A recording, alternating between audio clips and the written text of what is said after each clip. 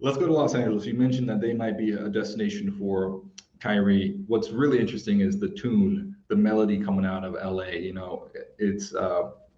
It has changed dramatically. Let's just look at the past year and a half, shall we? This is a quick little history of the melody. Carmelo, Russell Westbrook, joining LeBron, one of the oldest rosters in the NBA, but just laden with all-stars. The return of Dwight Howard. We're like, this is a super team. It's like Space Jam. What's going to happen? It's just immediately they're going to win a championship. Everyone's excited about it. Then all the blame goes to Russell Westbrook and Frank Vogel. Frank Vogel's out. Russell Westbrook getting threats like by people. And then now we see a new head coach who has been very vocal about his support for Russell Westbrook.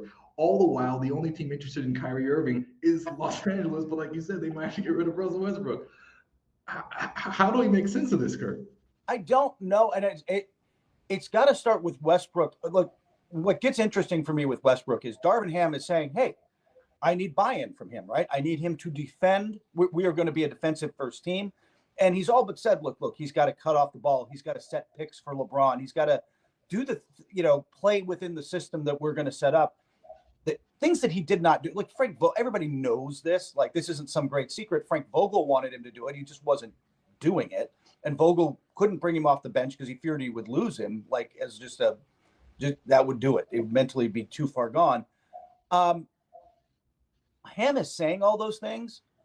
Is Westbrook going to do them? And he fired his agent this week. And his agent, Todd Futcher, who had been his agent since he entered the league with Wasserman, put out a rather extraordinary statement. Yeah, that statement was really interesting. Yeah, where he basically said, we disagree on what's next for Russell Westbrook. I've told him he needs to buy in to what Darvin Ham is selling and have a big year.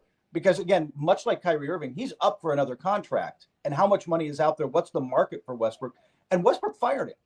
And it reads as a sign that he doesn't want to accept that role, that he still believes he's a number one option, that he is still MVP level Russell Westbrook. And if that's the case, it really doesn't matter what LeBron and AD and Westbrook say on a phone call. By the way, phone call, it's 2022. Did they not FaceTime? But you mentioned that contract, and this is that agent statement. Yeah. First of all, astonished me.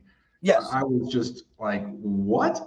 And then let's look at the actual contract itself, right? So remember, he was with OKC, and it was a 5-year, $206 million contract, right?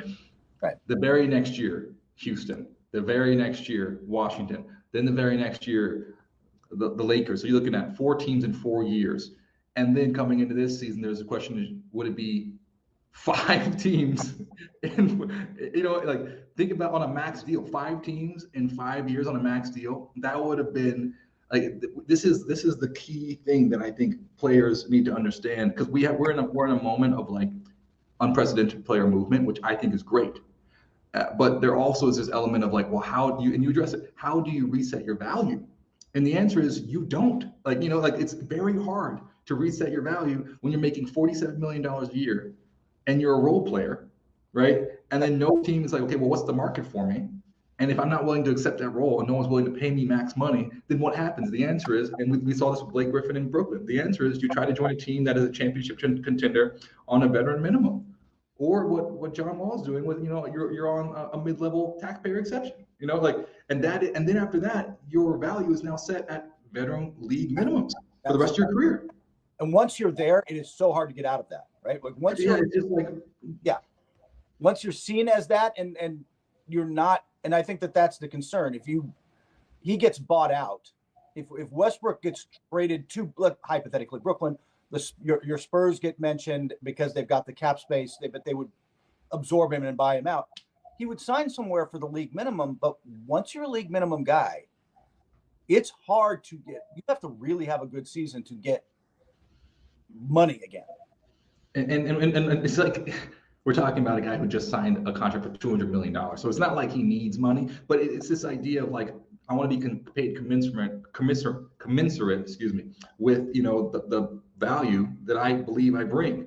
And this is one of those things that, and DeAndre Ayton's dealing with this at the very beginning of his career with this restricted free agency, but this idea of like, well, I'm a former MVP or I'm a former #1 overall draft pick. I'm not a role player. I don't come off the bench. Like that concept is very hard for guys to how do you go from imagine like, any other profession, you go from making C-suite level money to the very next year, like a minimum wage or intern. It's just like the ego is very hard. And then the people around you, it's like, well, why aren't you getting paid CEO money? Aren't you a C-suite level executive? It's like, why are you getting paid the same as these interns? They're not all stars. They're not all NBAs. They're not, and it's very difficult, the mental aspect of that, to be humbled like that. And I think this idea of like desire without restraint, Kurt, is just really fascinating to me because we see this all the time.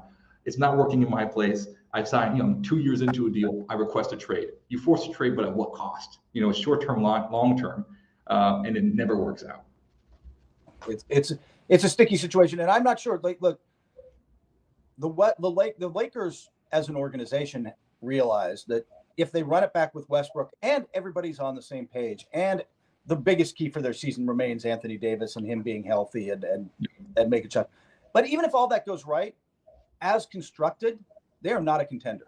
They're not. They're not in the mix. They are not a threat to the Suns, the Clippers, whoever else you want to put at the top of the West. Like they're not there.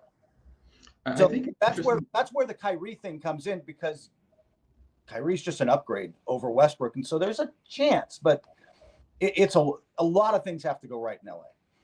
The thing that I think is really interesting is this idea of like LeBron doing the Drew League, because we know that LeBron is a master marketer. Yeah. And we know everything's happening around LA. Like people are asking, like, can they win? Like what's going to happen? Like, is LeBron still the player? By the way, he's coming off of an unbelievable season, right? So it's kind of like, I think that was a little bit of the message to the world and to the media. It's like, hey, I can still drop 40 whenever I want to, like people come still play with me. I think there's always an element of recruiting and marketing there that we can't.